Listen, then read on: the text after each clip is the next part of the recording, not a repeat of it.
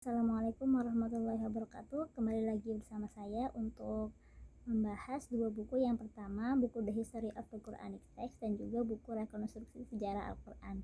Pada buku yang pertama, saya akan membahas pada bab 11, yaitu tentang alasan atau penyebab munculnya ragam bacaan. Pada suatu ketika, Ubay bin Ka'ab pernah menceritakan bahwa ketika Nabi berada di dekat Banu Gifar, malaikat Jibril datang dan berkata, Allah telah menyuruh kamu untuk membaca Al-Quran kepada kaummu dalam satu dialek. Kemudian Nabi bersabda, saya mohon ampun ya Allah, kaumku tidak mampu untuk itu. Kemudian datang lagi malaikat Jibril untuk kedua kalinya dan juga ketiga kalinya sampai ke 4 kalinya, namun jawaban Nabi masih sama.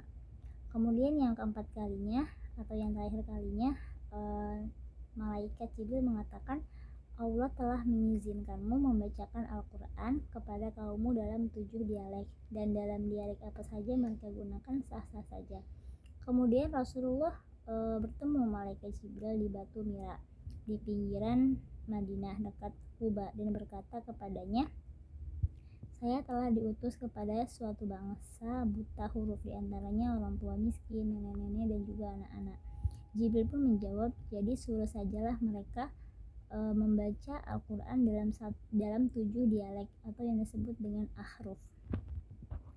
Penyebab utama munculnya banyak bacaan pandangan orientalis yaitu menurut Jeffrey kekurangan tanda titik dalam mushaf Utsmani, berarti merupakan peluang bebas bagi pembaca memberi tanda sendiri sesuai dengan konteks makna yang ia pahami. Kemudian menggunakan tanda titik dan tanda lainnya itu amat sangat diperlukan guna menyesuaikan pemahaman sendiri terhadap ayat itu.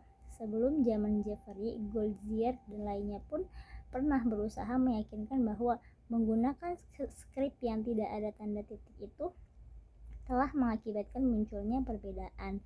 Dalam memperkuat anggapannya, Goldziher menyuguhkan beberapa contoh potensial yang ia bagi ke dalam dua kelompok. Yang pertama itu adalah perbedaan karena tidak ada kerangka tanda titik. Yang kedua, perbedaan karena tidak adanya tanda diakritikal. Kemudian Jeffrey menuduh kaum muslimin memasukkan kitab mereka sendiri. Ketika kita membuka Al-Quran, kita menemukan bahwa manuskrip zaman klasik tidak ada yang mempunyai tanda huruf hidup, dan semuanya ditulis dalam skrip kufi yang sangat berbeda dengan skrip yang dipakai pada naskah zaman kita sekarang. Memodernkan skrip dan ortografi dengan memberikan tanda huruf hidup dan tanda titik pada teks yang itu telah benar-benar terjadi, merupakan sesuatu yang disengaja, akan tetapi usaha mereka itu melibatkan pemalsuan teks. Goldziher kemudian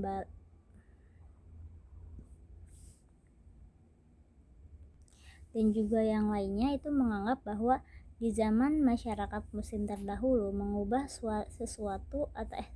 sebuah kata dalam Al-Quran untuk mencari kesamaan adalah sangat diperbolehkan.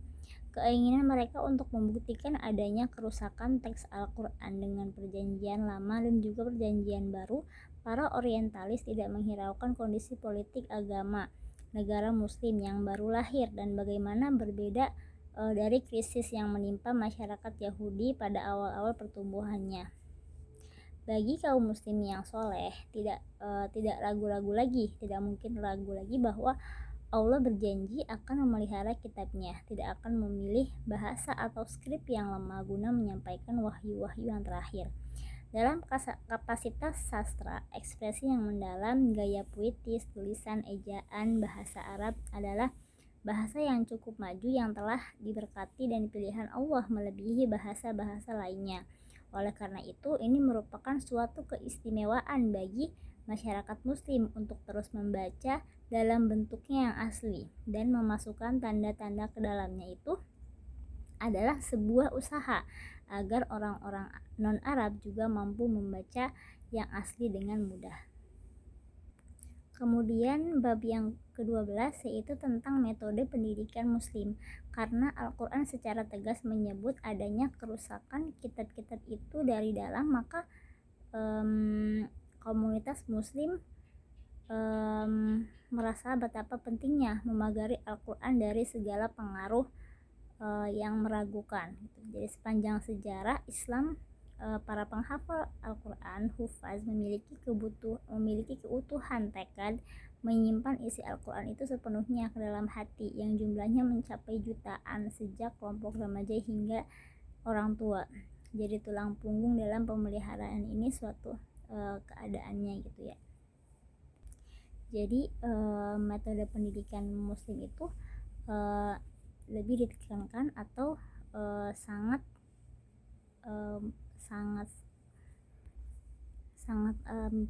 metode pendidikan Islam atau menghafal Al-Quran itu sangatlah penting untuk selalu menjaga keutuhan Al-Quran. Permulaan dan perkembangan sistem isnad. Metode ini merupakan genetika lahirnya sistem isnad. Ia bermula sejak zaman Rasulullah yang kemudian merebak menjadi ilmu tersendiri pada akhir abad pertama Hijriah. Dasar tatanan ilmu ini berpijak pada kebiasaan para sahabat dalam transmisi hadis di kalangan mereka. Sebagian mereka membuat kesepakatan menghadiri majelis Rasulullah secara bergiliran, memberitahu apa yang telah mereka dengar dan juga saksikan. Dalam memberitakan tentunya mereka harus menyebut Rasulullah melakukan ini, melakukan itu, atau Rasulullah mengatakan ini dan mengatakan itu. Dan tentunya wajar jika orang itu mendapat informasi dari tangan kedua. Ketika ia menceritakan kepada orang yang ketiga, ia akan menjelaskan sumber aslinya, mencakup semua cerita yang terjadi pada dasawarsa keempat kalender Islam. Ungkapan-ungkapan yang belum sempurna dirasa penting karena munculnya fitnah yang melanda pada saat itu. Pemberontakan terhadap Khalifah Utsman yang terbunuh pada tahun 35 Hijriah. Ungkapan itu sebagai langkah awal sikap kehati-hatian para ilmuwan yang mulai sadar dan tetap ingin menyelidiki setiap sumber informasi. Ibnu Sirin misalnya mengatakan para ilmuwan pada mulanya tidak mempersoalkan isnad, tetapi saat fitnah mulai meluas, mereka menuntut sebutkan nama orang kalian, bahwa pembawa riwayat hadis tersebut kepada kami bagi yang termasuk ahlus sunnah. Hadis mereka diterima, sedang yang tergolong tukang mengada-ngada hadis mereka dicampakkan ke pinggiran. Menjelang abad pertama, kebiasaan ini mulai mekar yang akhirnya menjadi cabang ilmu tersendiri. Kemestian mempelajari Al-Quran dan Sunnah memberi arti bahwa sejak beberapa abad pertama hanya ditetapkan atau diterapkan pada kajian di bidang keagamaan, dan dalam masa yang penuh ghirah mempelajari ilmu hadis telah melahirkan tradisi ar-rihlah atau piknik pencarian ilmu, karena dianggap sebagai salah satu syarat utama di bidang keilmuan. Kita dapat menyimak makna penting dari ucapan Ibnu Ma'in yang menyebut bahwa siapa saja yang mengurung diri belajar ilmu di negeri sendiri dan enggan berpikir keluar, ia tidak akan mencapai kematangan ilmu. Kemudian yang terakhir dalam buku ini yaitu bab 13. Apa saja sih apa yang disebut dengan mushaf Ibnu Mas'ud dan juga tuduhan ragam bacaan yang ada di dalamnya. Seperti dikatakan pada sebelumnya, Arthur Jeffrey telah meneliti 170 jilid buku dalam mengumpulkan daftar ragam bacaan yang menghabiskan sebanyak sekitar 300 halaman dalam bentuk cetakan, memuat apa yang disebut mushaf milik sekitar 30 orang ilmuwan. Dari jumlah ini, ia mencadangkan halaman guna mengupas ragam bacaan yang menurutnya bermula dari mushaf Ibnu Mas'ud, sedang 65 halaman yang lain dari mushaf Ubay. Sedang selebihnya 140 halaman khusus membahas 28 ilmuwan yang lainnya.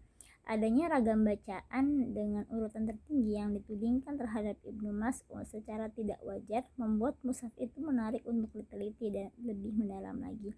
Beberapa anggapan Jeffrey mengenai mushaf tersebut, yang pertama yaitu berbeda dengan mushaf Utsmani dari sisi susunan surah, yang kedua mengalami perbedaan teks, dan yang ketiga tidak memasukkan 3 surat.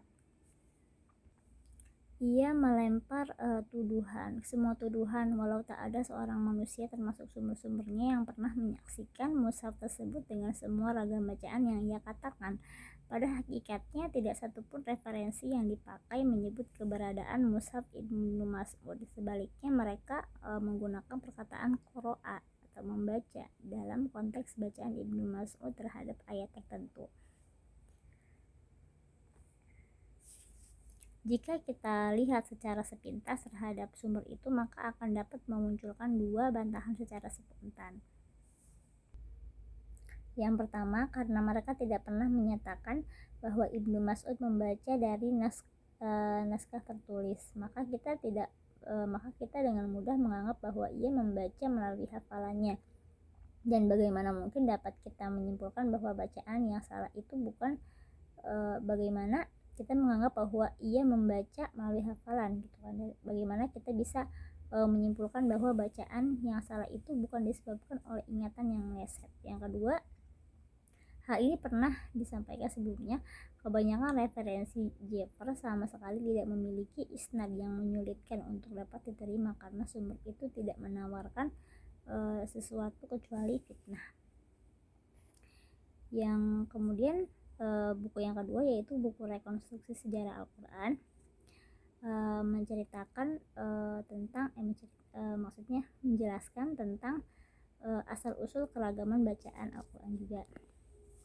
Salah satu sebab yang melatar belakangi munculnya keragaman bacaan Al-Quran yaitu ketidaksempurnaan aksara Arab, yakni scriptio defectiva yang tidak memiliki tanda-tanda vokal dan juga titik-titik diakritis pembeda konsonan berlambang sama yang digunakan ketika itu untuk menyalin teks Al-Quran.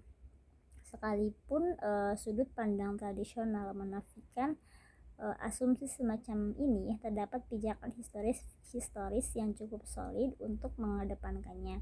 Gagasan tentang latar belakang kemunculan perbedaan semacam ini yaitu dalam kenyataan bukankah hal baru di dalam Islam, sebagaimana dikemukakan Al-Jazairi Ibnu Abi Hashim pernah mengungkapkan pandangan bahwa sebab terjadinya perbedaan bacaan dalam tradisi qiraah 7 dan tradisi-tradisi bacaan di luarnya adalah bahwa di kawasan-kawasan utama Islam yang memperoleh kiriman salin mushaf Utsmani telah berdiam para sahabat yang darinya masyarakat wilayah tersebut mempelajari bacaan Al-Quran. Dan masyarakat di wilayah itu tetap mengikuti bacaan yang mereka pelajari dari para sahabat Nabi sepanjang bersesuaian dengan teks Utsmani, sementara yang tidak bersesuaian dengannya ditinggalkan. Dari sinilah muncul keragaman bacaan di kalangan qurra dari berbagai wilayah Islam. Kemudian penutup dari buku ini, pada akhirnya tujuan dari kajian ini adalah mengupayakan suatu rekonstruksi yang agak rinci terhadap perjalanan historis Al-Quran. Namun sebagaimana terlihat, tidak seluruh aspek kesejarahan Al-Quran berhasil direkonstruksi secara meyakinkan. Masalah tentang kronologi pewahyuan Al-Quran dan sejarah kemunculan berbagai tradisi teks dan bacaan Al-Quran yang awal yang sebagian besarnya telah menghilang di dalam limbo sejarah serta sejarah teks dan bacaan Al-Quran pada perkembangan formatifnya masih tetap menyimpan sebuah misteri besar yang menuntut penelitian lebih jauh dan juga mendalam tentangnya di masa-masa mendatang. Mungkin itu saja yang dapat saya sampaikan. Mohon maaf apabila banyak kesalahan. Terima kasih. Wassalamualaikum warahmatullahi wabarakatuh.